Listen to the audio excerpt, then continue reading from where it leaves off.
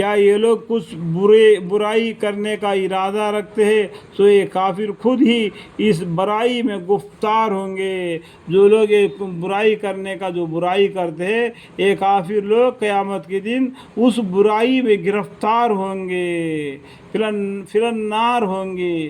کیا یہ لوگ کچھ برائی کرنے کا ارادہ رکھتے ہیں تو یہ کافر خود ہی اس برائی میں گرفتار ہوں گے۔ کیا ان کو اللہ کے سوا کوئی معبود ہے؟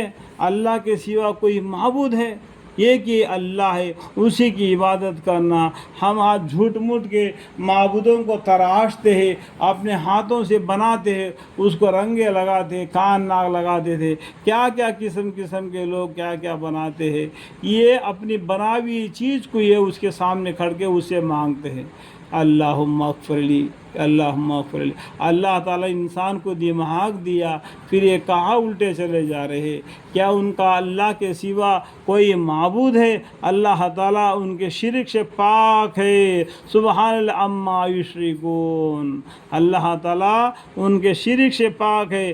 اللہ تعالیٰ کیا ہے؟ ان اللہ علی کل شیء قدیر ہے۔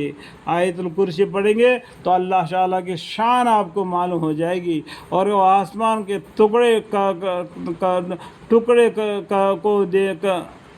کو دیکھ لے، اور اگر وہ آسمان کے ٹکڑے کو دیکھ لے کہ گو گرتا ہوا آ رہا ہو تو یوں کہہ دیں گے یہ تو جمع ہوا بادل ہے، یعنی یہ بادل ہے، یہ ہمارے طرف آ رہا ہے برسنے کے لیے، پانی برسنے کے لیے۔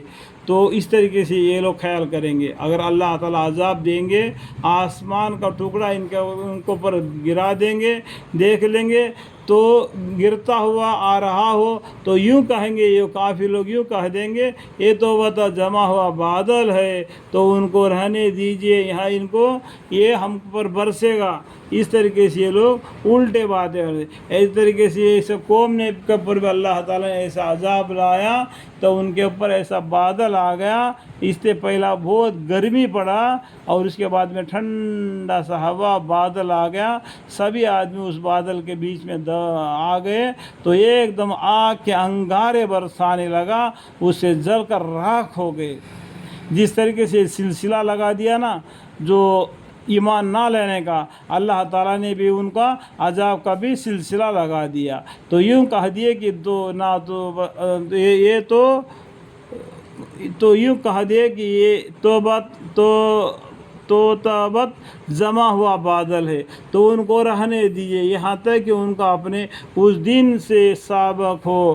اس دن کا معنی کیا ہے؟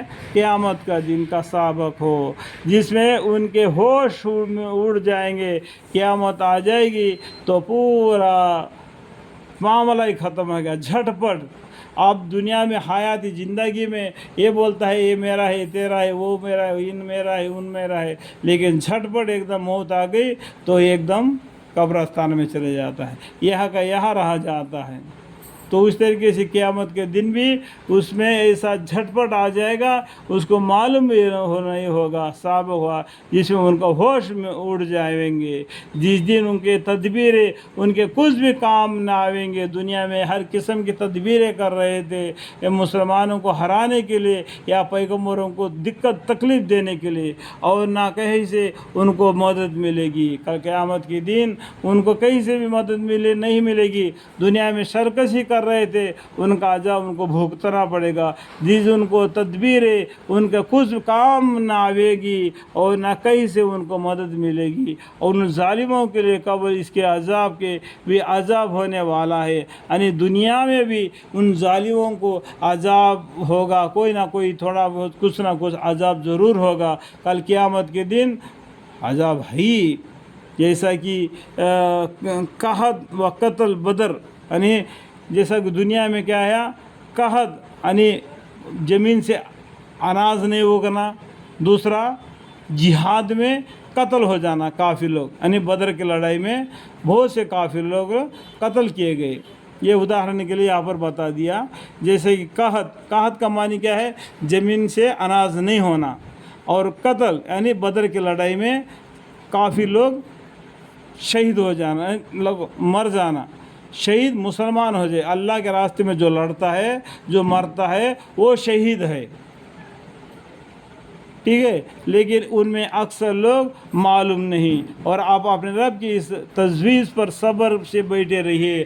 اللہ نے جو تجویز کیا، اس تدبیر پر آپ صبر سے بیٹھے رہیے۔ اللہ کو معلوم ہے کیا کرنا ہے، کیا نہیں کرنا ہے، آپ صبر سے بیٹھیے۔ یہ ہمت کے کاموں میں سے ہے، صبر کرنا بڑی ہمت کے کاموں میں سے۔ سورہ لقمان میں بھی آیت لکھا ہوا ہے کہ صبر کرنا بڑی ہمت کے کاموں میں سے ہے، کہ آپ ہماری حفاظت میں ہے، یعنی پیغمبر صلی اللہ علیہ وسلم کن کی حفاظت میں ہے؟ دیکھو کہ آپ، یعنی آپ کا معنی کیا ہے؟ ہماری محمد صلی اللہ علیہ وسلم، ہماری کا معنی کیا ہے؟ اللہ کے، یعنی آپ صلی اللہ علیہ وسلم اللہ کے حفاظت میں ہے۔ اور اڑتے وقت مجلس سے یا سونے سے اپنے رب کی تسبیح و تحمید کیا کیجئے، یعنی مجلس بیٹھ کر یا اللہ کی باتیں کرتے ہیں، اس ٹائم پر اٹھ کر جاتے وقت الحمدللہ کہہ کر چلے جانا، اور اپنی تسبیح و تحمید کرتے ہیں، یعنی سوتے وقت بھی اللہ کا ذکر کرنا۔ جو قرآن شریف کی آیتیں ہیں، کوئی سورہ ملک پڑھتے ہیں، کوئی سورہ ناس پڑھتے ہیں، کل سورہ پڑھتے ہیں، چاروں سورہ کل کے، اور کوئی سورہ بقرہ کے آخری رکوع پڑھ لیتا ہے۔ جیسا جیسا اس کو عمل ہے اس طریقے سے وہ کر لیتا ہے۔ اللہ تعالیٰ یہاں پر وہ بھی بتا دیا، اڑتے وقت مجلس سے یا سونے سے اپنے رب کی تسبیح تحمید کیا کیجئے، چلتے پھرتے اٹھتے بیٹھتے ہمیشہ اللہ کے ذکر میں مشغول رہنا، اور رات میں بھی اس کی تسبیح کیا کیجئے۔ رات میں بھی مطلب کیا ہے کہ عشاء کی نماز پڑھنا اور تہجد کی نماز بھی پڑھنا، اور ستاروں سے پیچھے بھی، اور ستاروں سے پیچھے بھی۔ اس کا مطلب کیا ہے؟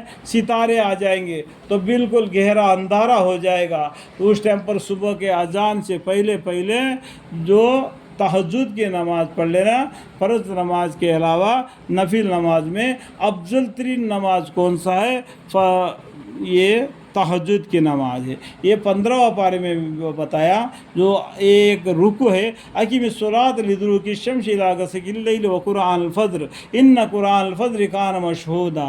اس آیت میں 5 وقت کی نماز ہے اور تہجد کی نماز کے بارے میں بتلایا گیا۔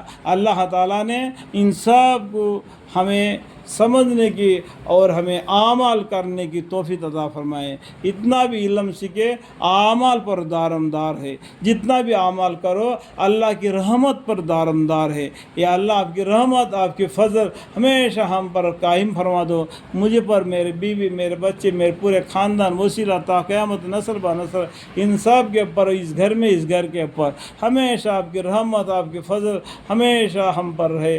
آپ کی رحمت کا سائے میں دین اسلام کے ساتھ ہمیں اپنا زندگی بسر کرے، اور دین اسلام کے پورے ارکان کو ادا کرنے والے بنے۔ انشاءاللہ آپ راضی ہونے والے حج کریں، ہم حج کریں یہ نہیں، اللہ راضی ہونے والا حج ہمیں عطا فرمائے۔ آپ ہمارے حج کو قبول فرمائے، ایسا حج ہمارے سے کروا لے۔ اللہ تعالیٰ اس دعا کو قبول کرے محمد مصطفیٰ صلی اللہ علیہ وسلم کے صدقے طفیل میں، آمین ثم آمین، والحمدللہ رب العالمین۔